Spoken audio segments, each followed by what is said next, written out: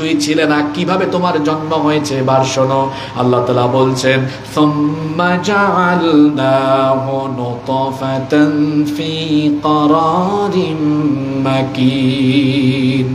পুরুষের এক ফোঁটা স্পাম, এক ফোঁটা শুক্রাণু, এক ফোঁটা নাপাক পানি, এটা থেকে আমি তোমার সৃষ্টি আরম্ভ করলাম। ওই নাপাক পানি ফোঁটাকে আমি নারীর জরায়ুর ভেতরে সুরক্ষিত আধারে একটি জায়গার মধ্যে আমি রেখে দিলাম।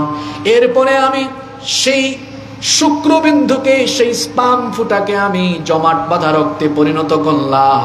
এরপরে জমাট বাঁধা রক্তকে আমি গোশতপিণ্ড বানালাম। এরপরে সেই গোশতকে আমি বড় একটা হাড্ডিতে রূপান্তর করলাম। তারপরে হাড্ডির উপরে গোশতের পোশাক পরিয়ে দিয়ে তোমার একটা স্ট্রাকচার আমি দিলাম।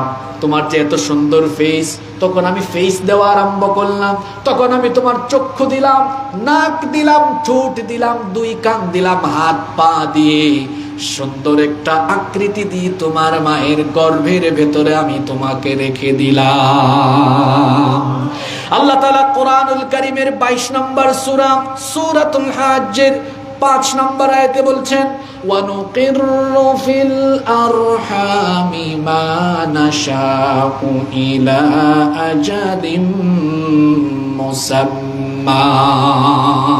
অতঃপর তোমার মায়ের গর্ভের ভেতরে আমি আল্লাহ একটি নির্দিষ্ট সময় পর্যন্ত রেখে দিলাম, 9 মাস 10 মাস। যখন সেই সময়টা ফুরিয়ে গেল, সময়টা শেষ হয়ে গেল, তখন আমি আল্লাহ কি করলাম শোনো। সুম্মা নুখরিজুকুম তিফলা, ছোট্ট একটা বাচ্চার সাইজে তোমার মায়ের পেটের ভেতর থেকে বের করে দুনিয়াতে আমি আল্লাহ তোমাকে নিয়ে আসলাম। আল্লাহু আকবার। তাহলে কি বুঝলেন? এই দুইটা আয়াত গবেষণা করে দেখেন।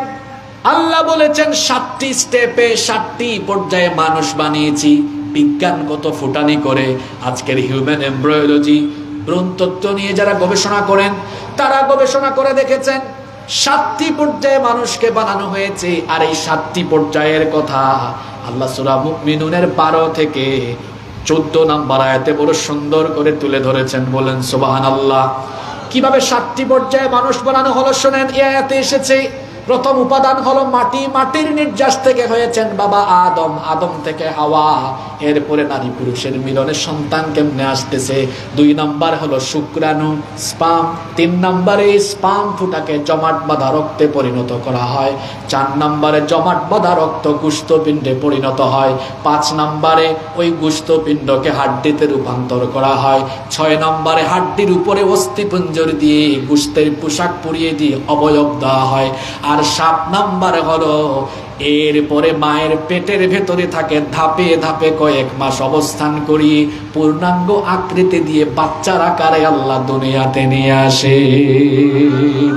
আল্লাহ তাআলা সূরা বাকারার আয়াতে বলছেন কাইফা তাকফুরুনা বিল্লাহি ওয়া কুনতুম আমওয়াতান ফাআহইয়াকুম সুম্মা ইউমীতুকুম সুম্মা ইউহয়ীকুম সুম্মা ইলাইহি তুরজাউন। কি করে তোমরা আল্লাহর সাথে কুফরি করো, আল্লাহর সাথে নাফরমানি করো। ওয়া কুনতুম আমওয়াতা, অথচ তুমি ছিলে মৃত, তুমি ছিলে প্রাণহীন, তোমার কোনো অস্তিত্ব ছিল না। এভাবে 7টি প্রক্রিয়ায় আপনাকে, আমাকে, আমাদেরকে যিনি অস্তিত্ব দিলেন, গলার আওয়াজ বড় করে বলেন তিনি কে? অস্তিত্ব হলো এই যে আমি এখন 5 ফুট 9 ইঞ্চি, আপনারা 5 ফিট 6 ইঞ্চি 7 ইঞ্চি, কেউ 6 ফিট, এত লম্বা মানুষ। আল্লাহ বলেছেন তুমি ছিলে ছোট্ট একটা বাচ্চা। এই আয়াতে আল্লাহ বলছেন সূরা হজের 5 নম্বর আয়াতের পরের অংশে আল্লাহ বলছেন সুম্মা লিতাবলুগু আশুদ্দাকুম ওয়া মিনকুম মান ইউতাওয়াফফা ওয়া মিনকুম মান ইউরাদ্দু ইলা আরযালিল উমরি লিকাই লা ইয়ালামু মিন বা'দি ইলমিন শাইআ। আল্লাহ তাআলা বলেছেন অতঃপর তোমাকে যৌবন বয়স পর্যন্ত উপনীত করা হলো, আর তোমাদের মধ্যে কাউকে কাউকে এই যৌবন বয়সে মৃত্যু দেওয়া হয়। বলেন তো অকাল মৃত্যু আমাদের সমাজে আছে না নাই? আল্লাহ তাআলা বলছেন আবার কাউকে কাউকে হীনতম বয়সে অর্থাৎ বার্ধক্যে পৌঁছায় দেওয়া হয়, আর যে ব্যক্তি বার্ধক্যে যায় তার পরিস্থিতি এমন হয়। আল্লাহ তাআলা বলছেন মাইয়ুরাদ্দু ইলা আরযালিল উমরি, আল্লাহ যাকে চান তাকে হীনতম বয়সে পৌঁছান, বার্ধক্যে পৌঁছান, তখন তার অবস্থা এমন হয় লিকাইলা ইয়ালামু মিন বাদি ইলমিন শাইআ, অবস্থা এমন হয় সারা জীবন অনেক কিছু জানার পরেও দেখা যায় বার্ধক্য বয়সে গিয়ে মানুষ ভুলে যাওয়ার মতো অবস্থা হয় কি হয় না? জোরে বলেন হয় কি হয় না? তুমি কি করে আল্লাহর সাথে কুফরি করো, নাফরমানি করো, আল্লাহর আইন লঙ্ঘন করো? বান্দা তুমি তো কিছুই ছিলে না, তোমাকে আমি এভাবে বানালাম, বানানোর পরে দুনিয়াতে আসলে আসার পরে তোমার ফুটানি বন্ধ হয় না, কত ভাবসাব, তোমার টাকার অহংকার, পয়সার অহংকার, ক্ষমতার অহংকার, তুমি এই জমিনে দম্ভ ভরে বিচরণ করো, আল্লাহর আইন মানো না, আল্লাহর হুকুম মানো না, অথচ যে আল্লাহ জীবন দিয়েছেন ওই আল্লাহ আবার আল্লাহর নির্ধারিত হায়াত শেষ হয়ে গেলে আবার তিনি প্রাণ কেড়ে নিবেন। আমাদের প্রাণের মালিক কে? আসতে বলবেন না, জোরে বলেন আমাদের প্রাণের মালিক কে? সে আল্লাহর নির্ধারিত সময় যখন শেষ হয়ে যাবে, ফুটুস শেষ, আপনার জীবন ঘড়ির কাঁটা বন্ধ হয়ে যাবে। প্রত্যেকটি মানুষকে মৃত্যুর স্বাদ আস্বাদন করতে হবে।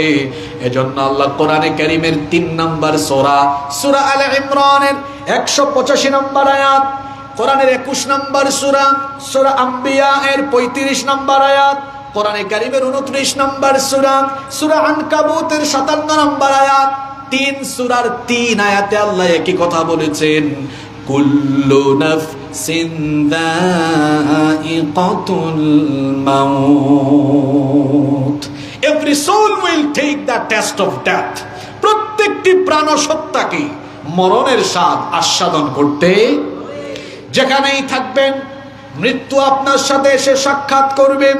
এজন্য আল্লাহ তাআলা কোরআনে কারীমের 4 নম্বর সূরাতুন নিসা এর 78 নম্বর আয়াতে বলেছেন, আইনামা তাকুনু ইউদরিকুমুল মাউত ওয়ালাউ কুনতুম ফি বুরুজিম মুশাইয়াদা, যেখানেই তোমরা থাকো না কেন মৃত্যু এসে তোমাদের সাথে সাক্ষাৎ করবে। এমনকি উঁচু কোন টিলায় গিয়েও যদি তোমরা অবস্থান নাও, সেখানেও এসে মৃত্যু তোমার সাথে সাক্ষাৎ করবে। কোরআনুল কারীমের 62 নম্বর সূরাতুল জুমআ এর 8 নম্বর আয়াতে আল্লাহ আরো সুন্দর করে বললেন, কুল ইন্নাল মাউতাল্লাযী তাফিরুনা মিনহু ফাইন্নাহু মুলাকীকুম সুম্মা তুরাদ্দুনা ইলা আলিমিল গায়বি ওয়াশ শাহাদাতি ফায়ুনাব্বিউকুম বিমা কুনতুম তা'মালুন। আল্লাহ তাআলা বলছেন, ও নবী আপনি বলুন, যে মৃত্যু থেকে তোমরা পালিয়ে বেড়াও, সেই মৃত্যু থেকে পালিয়ে কোনো লাভ হবে না। ফাইন্নাহু মুলাকীকুম, সেই মৃত্যু এসে তোমার সাথে মোলাকাত করবে।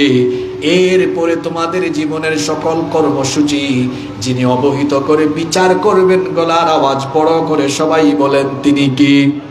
এজন্য আল্লাহ এই আয়াতে বলেছেন, কাইফা তাকফুরুনা বিল্লাহ, কিভাবে তোমরা আল্লাহর সাথে কুফরি করো, নাফরমানি করো। ওয়া কুনতুম আমওয়াতা, আর তোমরা ছিলে প্রাণহীন, তোমরা ছিলে অস্তিত্বহীন। ফাআহইয়াকুম, অতঃপর তিনি তোমাদেরকে জীবন দিলেন, জীবন দিয়েছেন। এই জীবন তোমাদের আসল জীবন নয়, এই জীবনের পরে তোমাদের জন্য মৃত্যু আছে। সুম্মা ইউমীতুকুম, তোমাদের মৃত্যু যিনি ঘটাবেন তিনি কে? আর মনে করো না মরার পরেই সব শেষ।